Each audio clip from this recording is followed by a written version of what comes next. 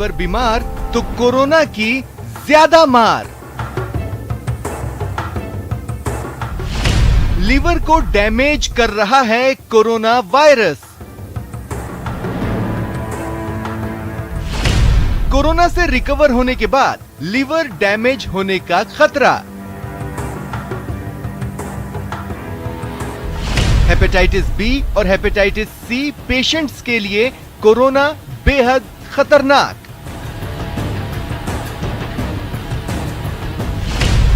Fatty liver बन रहा hepatitis का कारण। लिवर ट्रांसप्लांट पेशेंट्स की इम्यूनिटी होती है कमजोर, ज्यादा सावधानी की जरूरत।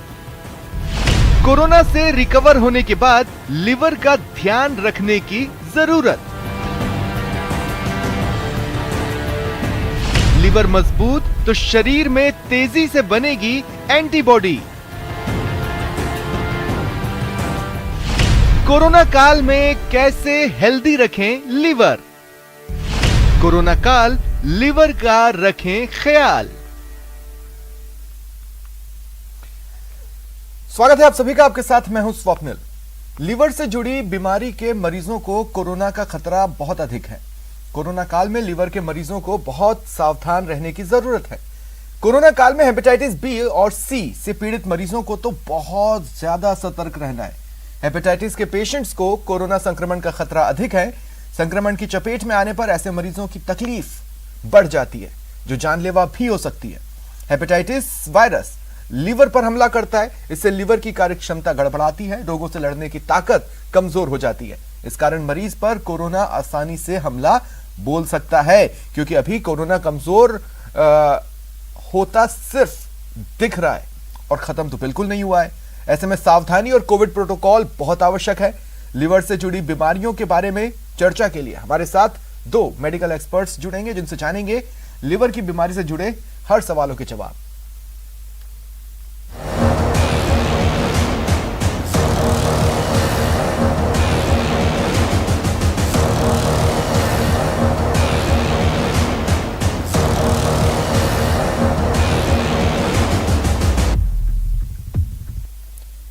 और मेरे साथ जो एक्सपर्ट्स जुड़ रहे हैं, आपको इंट्रोड्यूस करवा देता हूं। डॉक्टर बीर सिंह सहरावत जी सीनियर गैस्ट्रोएंट्रोलॉजिस्ट हैं, और डॉक्टर अमित सांघी जी ये भी गैस्ट्रोएंट्रोलॉजिस्ट हैं। आप दोनों का स्वागत है। डॉक्टर बीर, डॉक्टर अमित, न्यूज़ 18 राजस्थान पर। डॉक्टर बीर, आपसे शुरुआत करना चाहता हूं।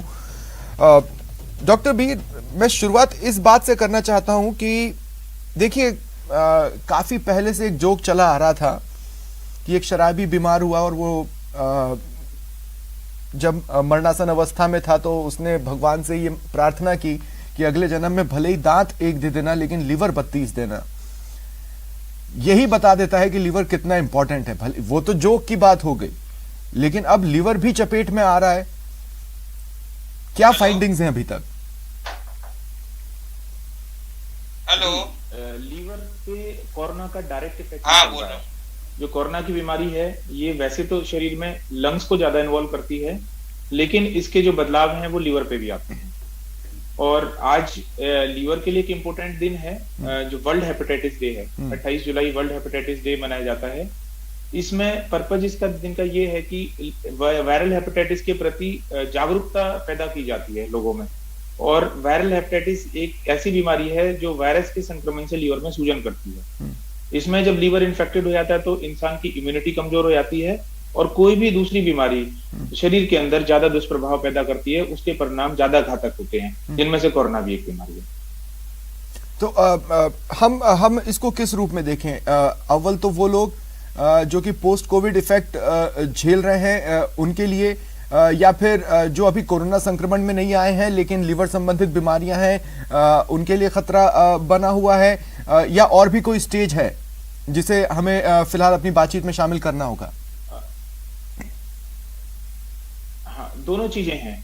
एक तो जो कोरोना के संक्रमण में नहीं आए हैं वो भी पॉपुलेशन हमारे लिए इम्पोर्टेंट है, क्योंकि एक बार लीवर इफेक्टेड हो गया तो उसके अंदर कोरोना की जो डिजीज है वो ज्यादा इफेक्ट करेगी। जैसे viral hepatitis, hepatitis B, hepatitis C किसी को हुई है, जिससे लीवर में एक सिरोसिस लीवर की बीमारी हो जाती है, लीवर कमजोर हो जाता है, पेट में पानी भर जाता है, बीमारी से लड़ने की इम्यूनिटी कम हो जाती है। तो कोरोना में भी जैसे हमने देखा है कि कोरोना जो ज्यादा मार है वो कम इम्यूनिटी वाले लोगों को करती है, जैसे हमारे शुगर वाले लोग हो गए।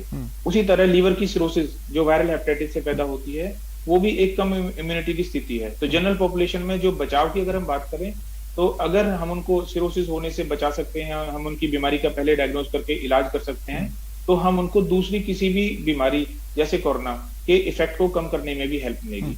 इसके अलावा जिन लोगों को ऑलरेडी बीमारी हो चुकी है या संक्रमण के बाद के किसी कॉम्प्लिकेशन को झेल रहे हैं, उनमें अगर अलग से लीवर की हेपेटाइटिस होती है, लीवर की सूजन होती है, तो उसके भी दुष्परिणाम ज्यादा हैं। तो दोनों ग्रुप्स में हमें इससे प्रॉब्लम है, जिनको बीमारी हो चुकी है या जिनको कभी भी फ्यूचर में बीमारी का अंदेशा है। जैसे हम बात चीजों पर असर डाला है कोविड ने, लंग्स, हार्ट, ब्रेन, और अब हम लीवर पर भी बातचीत कर रहे हैं। डॉक्टर वीर, एक सवाल और मैं आपसे लेना चाहता हूँ। हाल ही में मैंने कुछ न्यूज़पेपर्स में पढ़ा कि जो पोस्ट कोविड इफेक्ट कुछ लोगों में रहा, जिसकी वजह से लीवर में पस जैसी चीजें फाइंड की गई, और शुरुआती जो आंकड़े हैं ऐसे मरीजों की संख्या के वो अलार्मिंग तो हैं। ये क्या स्थिति है? ये स्थिति लीवर, कोरोना एक वायरस इन्फेक्शन है, वो वायरस की वजह से मल्टीपल सिस्टम्स को इन्वॉल्व करता है और लीवर भी उनमें से एक है। जब कोरोना का प्रकोप बहुत भारी लेवल पे चल रहा था, उस समय भी हमने बहुत सारे ऐसे मरीज ट्रीट करे कि जिनका जो मेन इफेक्ट था वो लीवर में था, और या उनको डाइजेशन में प्रॉब्लम हो रही थी, किसी को दस्त स्टार्ट हो गए तो दस्त रुकने में दिक्कत हो रही थी। तो सांस की बीमारी के अलावा लीवर और गैस्ट्रो में भी उसके काफी इफेक्ट थे। ठीक है, डॉक्टर अमित, मैं आपके पास आ रहा हूं। डॉक्टर अमित, देखिए, मैं कुछ कैटेगरीज में पर्सन्स को देख रहा हूं। एक जो कि पोस्ट कोविड इफेक्ट झेल रहे हैं और उन्हें लीवर की समस्याएं आई हैं। दूसरी कैटेगरी वो जिनको लीवर की समस्या है और ज्यादा सावधान रहने की जरूरत है, जो अभी कोविड-19 के संपर्क में नहीं आए। लेकिन एक और ऐसी कैटेगरी है ऐसे लोगों की जिन्हें ये पता नहीं है कि हो सकता है उन्हें लीवर संबंधित कोई बीमारी हो। तो ऐसे लोग और तेजी से आगे आए, वो किन सिम्टम्स को देखकर ये पता लगा सकते हैं कि उनको लीवर संबंधित बीमारी है? सर, ये आप कोरोना के संपर्क में पूछ रहे हैं, इन जनरल पूछ रहे हैं? मैं इन जनरल पूछ रहा हूं, क्योंकि मैं चाहता हूं कि वो तमाम पेशेंट्स जो लीवर की समस्या से जूझ रहे हैं और कोविड-19 के संपर्क में नहीं आए और ये भी नहीं जानते कि उन्हें लीवर की समस्या है, सबसे पहले तो वो चेत जाएं। देखिए सर, लीवर के साथ में जो सबसे बड़ी प्रॉब्लम है वो ये है कि जब तक उसमें बहुत ज्यादा डैमेज नहीं होता है तब तक उसके सिम्टम्स नहीं आते हैं। नॉर्मली लीवर की समस्या उन लोगों में मिलती है जो अल्कोहल लेते हैं या जिनका वजन उनकी एज की या उनके लंबाई के मुकाबले बहुत ज्यादा होता है, और जिन लोगों के परिवार में हेपेटाइटिस बी या हेपेटाइटिस सी नामक इन्फेक्शन के लोग पहले से प्रेजेंट हैं, उन लोगों में लीवर की प्रॉब्लम होने की दिक्कत ज्यादा रहती है। इसका हम बहुत ही आसान तरीके से जो है डायग्नोसिस कर सकते हैं ब्लड टेस्ट के जरिए। लीवर फंक्शन टेस्ट हर जगह उपलब्ध है। इसमें अगर SGOT SGPT नामक एक टेस्ट होता है, वो अगर बढ़े हुए हैं तो वो बताते हैं कि लीवर में सूजन आ रही है, जिसको हम हेपेटाइटिस कहते हैं। ठीक है। इसके अलावा सिम्टम्स की अगर हम बात करते हैं तो symptoms usually non specific symptoms होते हैं, जिसमें पेट के ऊपरी हिस्से में एक दबाव या दर्द रहता है। अगर लीवर में सूजन ज्यादा है तो उन्हें भूख लगना बंद होती है, उन्हें नौजिया यानी उल्टी करने की इच्छा होती है, उल्टी होने लग जाती है, और भूख लगना बिल्कुल कम हो जाता है, और कुछ लोगों में फिर आगे जाके पीलिया डेवलप होता है। तो इन लोगों में इस तरह के जो सिम्टम्स होते हैं, या जो जिनका वेट ज्यादा है, अल्कोहल ले रहे हैं, या पहले से हेपेटाइटिस बी हेपेटाइटिस सी नामक इन्फेक्शन से ग्रसित है, तो इन लोगों को अपना ज्यादा ख्याल रखने की जरूरत है। ठीक है, अगर मैं अब दूसरी कैटेगरी पे भी बात कर लेता हूं, वो जिन्हें लीवर की समस्या है, जो मेडिकेशन पर हैं और एक स्ट्रिक्ट लाइफ को फॉलो कर रहे हैं। देखिए, वो कोविड-19 के संपर्क में न आए, उसका सबसे अच्छा तरीका तो यह है कि वो ज्यादा से ज्यादा घर में रहें, डिस्टेंस के साथ रहें, मास्क पहने। लेकिन अब जैसे मान लीजिए कि दवाई ही लेना है तो वो बाहर निकलेंगे, फार्मेसीज पर जाएंगे, मेडिकल स्टोर्स पर जाएंगे, पर वो बार बार न जाएं। तो कुछ छोटी चीजें वो कर सकते हैं कि उनका जो भी मेडिकेशन है डॉक्टर से सुझाव लें और उसका एक स्टॉक अपने पास पहले ही रख ले, ताकि कम से कम निकलना पड़े। इस तरह की कुछ बातें डॉक्टर अमित जो आप बता पाए। देखिए, लीवर के पेशेंट्स के लिए कोरोना के बचाव के लिए और जो नॉर्मल पेशेंट है उनको कोरोना के बचाव के लिए सेम चीजें हैं। हमें मास्क है, डिस्टेंस है, हैंड वॉशिंग है, हाइजीन है, उनका स्ट्रिक्ट फॉलो करना पड़ेगा हमको। और दूसरा, कुछ मेडिसिन हैं जो हम कोरोना पेशेंट्स में यूज करते हैं, वो लीवर को इफेक्ट करती हैं। तो यूजुअली जो डॉक्टर कोरोना का जो ट्रीटमेंट कर रहे हैं उन्हें इसका पता होता है और उनको वो प्रॉपर डोज में उसका यूज करते हैं। अगर हम पेशेंट को लीवर की प्रॉब्लम है तो फिर रिपीटेड लीवर फंक्शन टेस्ट करा के हम उसमें होने वाली तकलीफ या उसमें होने वाले डैमेज को पहले से पता करके उन मेडिसिन को एडजस्ट कर सकते हैं। पर सबसे इम्पोर्टेंट यही है कि क्या वाइस वर्सा भी पॉसिबल है कि ये जो लीवर की जो दवाइयां हैं वो कोविड-19 पर भी इफेक्टिव हो रही हो? हाँ सर, क्या वाइस वर्सा स्थिति भी है? हेपेटाइटिस बी, सी या फिर जो लीवर की दवाइयां हैं, लीवर की बीमारियों से जुड़ी हुई दवाइयां, वो कोविड-19 में वर्क कर रही हो? क्या इस बात के चांसेस हैं? सर, ये जो आप कहना चाह रहे हैं वो एक इंटरफेरोन है, बैग इंटरफेरोन करके एक ट्रीटमेंट आया है।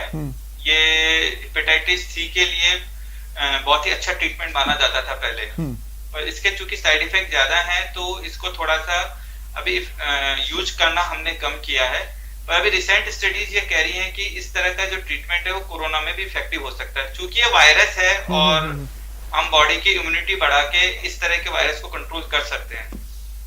तो ये एक यूज किया जा सकता है, पर अभी अंडर ट्रायल स्टेज में है तो अभी कहना बहुत मुश्किल है। ठीक है डॉक्टर बीर, ये इस तरह के जो बुलेटिन्स होते हैं या इस तरह के जो प्रोग्राम्स होते हैं वो काफ़ी सीरियस नोट पर चलते हैं, तो गेस्ट के मुस्कुराते चेहरे देखना थोड़ा मुश्किल ही होता है इस तरह के प्रोग्राम्स में, क्योंकि ये टॉपिक ही ऐसा होता है। लेकिन हम लोग दिल से आपका शुक्रिया करते हैं कि आप लोग आते हैं और इन बातों को हमारे दर्शकों तक पहुंचाते हैं, क्योंकि वो भी पहुंचना ज़रूरी है। नहीं तो लिवर लोगों के बीच में जोक्स के तौर पर ही तैर रहा है। हमने बहुत सारे लिवर पर जोक सुने। मैंने प्रोग्राम की शुरुआत में एक जोक शेयर किया था, एक और मैं बता देता हूं कि जब एक व्यक्ति को पता चला कि उसका लिवर फूल गया है तो वो खुश इसलिए हुआ कि अब उसमें ज़्यादा दारू आ सकती है, जबकि यह वक्त ऐसा है कि अगर लिवर की समस्या से जूझ रहे हैं तो जितनी दूरी बनाई जा सके अच्छा है। अब मैं जिस कंडीशन पर डॉक्टर भीर आपसे बात करना चाहता हूं, अच्छा लगा मुझे आप मुस्कुराए, वो कंडीशन ये है कि जैसे मान लीजिए कि कोई पर्सन कोविड-19 के संपर्क में आ गया जो लिवर की समस्या से जूझ रहा है, तो उसका इलाज तो और टिपिकल होगा क्योंकि इम्यूनिटी ऑलरेडी एट स्टेक है। दूसरी बात, अगर वो बच जाता है तो जो पोस्ट कोविड इफेक्ट है क्या वो लिवर पर ही सबसे ज्यादा होने के चांसेस हैं? देखिए, इसमें दो चीजें हैं।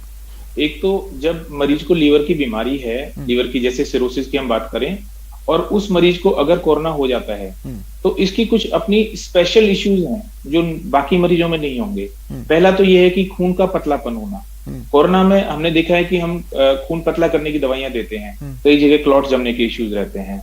लीवर की सिरोसिस में ऑलरेडी खून पतला चल रहा होता है, तो उसको मैनेज करना एक कॉम्प्लिकेशन का वे हो जाता है कि हमें दोनों चीजों को देखना है कि मरीज को ब्लीडिंग भी नहीं हो और मरीज को कहीं पे क्लॉट्स भी ना जमे। तो ये हमें ट्रीटमेंट में इश्यू करते हैं।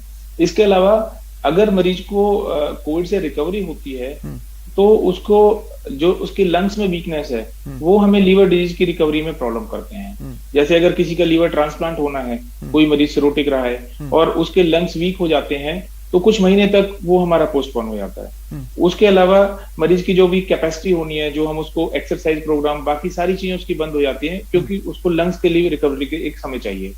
तो दोनों तरीकों से ये प्रॉब्लम पैदा होती है कि पर अभी क्या डॉक्टर्स के पास इतना समय है कि वो लिवर ट्रांसप्लांट के लिए अलग से समय निकाल पा रहे हों? क्या अभी डॉक्टर्स के पास इतना समय है कि वो पेशेंट्स को फिलहाल उतना ही समय दे पाए, लिवर पेशेंट्स को जो ऐसे वक्त में कोरोना के पेशेंट्स डिमांड कर रहे हैं, डिजर्व कर रहे हैं?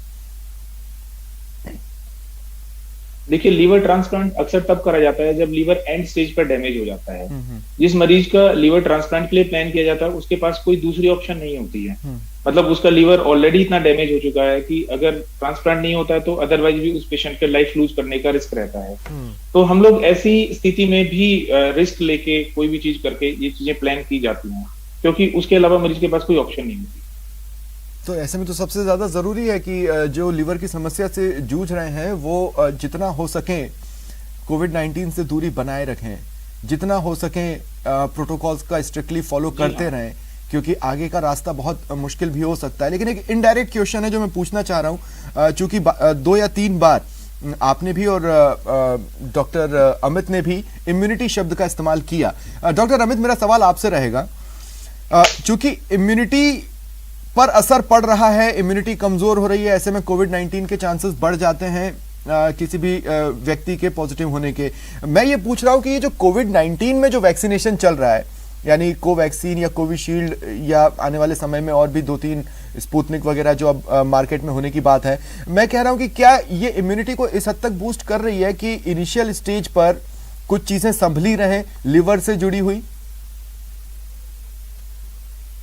सर एज सच तो लिवर से इसका कोई रिलेशन नहीं है, ये तो ओवरऑल बॉडी की इम्यूनिटी को इम्प्रूव करता है और इसमें कोई डाउट नहीं है कि जितने जो हमारे इंडियन ओरिजिन वैक्सीन है वो बहुत इफेक्टिव है और अगर इन्फेक्शन नहीं भी रोक पा रहे तो सीवियर डिजीज को तो एटलीस्ट ये रोक ही पा रहे हैं। बाकी अभी जो थर्ड वेव का जो है, जैसे कहने का मतलब है कि आपने बताया हेपेटाइटिस बी और सी या हेपेटाइटिस के जितने भी वर्जन्स हैं वो भी बेसिकली है तो एक वायरस ही और इम्यूनिटी पर असर डाल रहा है, लेकिन अगर इम्यूनिटी बूस्टेड है तो उसको भी स्ट्रगल करना होगा शरीर के अंदर, may be, I don't know. ना सर मैं समझा नहीं, क्या पूछ रहे हैं? मैं ये कह रहा हूँ कि जैसे हेपेटाइटिस भी तो एक तरह से वायरस ही है, तो मैं ये पूछ रहा हूँ कि अगर कोई हमने जो वैक्सीन ली वो हमारी इम्यूनिटी को बूस्ट कर रही है तो उस वायरस को भी रोकने की कुछ हद तक क्षमता तो शरीर बना सकता होगा। नहीं सर, दोनों अलग अलग चीजें हैं। जो हमारी इम्यूनिटी वैक्सीन एक वायरस स्पेसिफिक होता है। जैसे हेपेटाइटिस बी के लिए हमारे पास में वैक्सीन है और वो बहुत ही इफेक्टिव है और वो इन्फेक्शन को रोकने में 100% कामयाब रहता है और यूजुअली ये लोग, हम जो न्यूबॉर्न बेबीज होते हैं उन्हीं में स्टार्ट कर देते हैं लगाना। तो जो वैक्सीन है हेपेटाइटिस बी का वैक्सीन, वो हेपेटाइटिस बी को होने से रोकेगा और जो कोरोना का जो वैक्सीन है वो कोरोना इन्फेक्शन को होने से रोकेगा।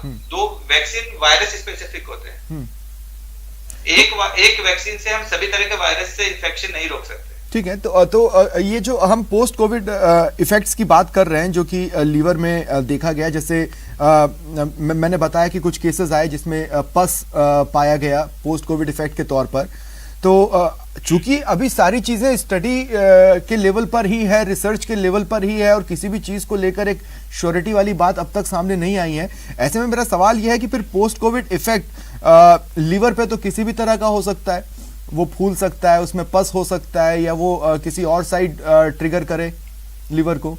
नहीं सर, इसमें मैं आपको post covid effect mainly liver lungs के ऊपर हो रहा है और दूसरा बॉडी के इन्फ्लामेटरी मार्कर इंक्रीज होते हैं जिससे ओवरऑल बॉडी के अंदर वीकनेस और ये सब चीज होती है। लीवर के अंदर जो इफेक्ट है वो ज्यादा से ज्यादा लीवर में हल्की सूजन, जिसको हेपेटाइटिस कहते हैं, वो हो सकता है और वो भी over the period of time धीरे धीरे सेटल डाउन हो जाता है। ये जरूर है कि कोरोना के अंदर जो हम मेडिसिन दे रहे हैं उसके अंदर जैसे हम स्टेरॉइड्स वगैरह देते हैं तो बॉडी की इम्यूनिटी कम होती है, उससे इन्फेक्शन होने के चांसेस इंक्रीज होते हैं। जैसे अभी सर ने भी बताया कि पोस्ट कोविड एक थ्रोम्बोटिक बॉडी में थ्रोम्बोसिस बनाने की प्रवृत्ति को बढ़ाता है, तो हमें खून पतला करने की दवाई देनी पड़ती है। तो उसकी उन दवाइयों के खुद के साइड इफेक्ट होते हैं जो लीवर को थोड़ा सा नुकसान पहुंचा सकते हैं। तो इस तरह से जो पोस्ट कोविड में जो कोविड और पोस्ट कोविड में जो मेडिसिन लेते हैं उसका थोड़ा इफेक्ट है लीवर के अंदर। बाकी जो खुद कोरोना की वजह से जो लीवर में इफेक्ट आ रहा है वो बहुत ज्यादा मात्रा में बहुत सीरियस नहीं है। मतलब हमने ऐसे केसेस नहीं देखे कि कोरोना की वजह से लीवर फेलियर हो गया है या उसको डॉक्टर अमित, देखिए हो क्या गया है कि पिछले 1.5-2 साल में, डॉक्टर बीर मैं आपके पास आऊंगा इस बात को कहते हुए कि पिछले 1.5-2 साल में मेडिकल साइंस से जुड़े और बीमारियों से जुड़े और दवाइयों से जुड़े, इंजेक्शन से जुड़े ऐसे ऐसे शब्द आए हैं कि एज एन एंकर जब उसको बोलना पड़ता है तो वो हमारे लिए बहुत मुश्किल हो जाता है, उसको समझना तो हमारे लिए वैसे भी टेढ़ी खीर है। अभी जैसे आप अभी डॉक्टर अमित ने थ्रोम्बोसिस शब्द कहा, ये मेरे लिए एकदम नया है, ये मैंने अब तक सुना नहीं है और मुझे लगता है कि हमारे दर्शक भी ये नहीं जानते होंगे। तो डॉक्टर बीर अगर थोड़ा सा आप ये बता पाएं ये थ्रोम्बोसिस को बढ़ाता है, इसका मीनिंग क्या है, उसके बाद फिर मैं अपनी बात कहता हूँ। जी थ्रोम्बोसिस ब्लड की क्लॉटिंग का एक मैकेनिज्म होता है जब ब्लड कहीं भी हमारे शरीर में जमता है तो उसको थ्रोम्बस बनता है, एक गाढ़ा क्लॉट। तो थ्रोम्बस मतलब क्लॉट, जैसे ब्रेन में अगर कहीं थ्रोम्बस जमता है, ब्रेन में हम बोलते हैं क्लॉट जम गया, या हार्ट अटैक होता है हम बोलते हैं हार्ट में क्लॉट जम गया, तो वो थ्रोम्बस ही होता है। इसको क्लीन करा जाता है या स्टेंट डाला जाता है। तो थ्रोम्बस एक क्लॉट जमने की स्थिति होती है जिसमें ब्लड गाढ़ा होकर एक जगह जम जाता है।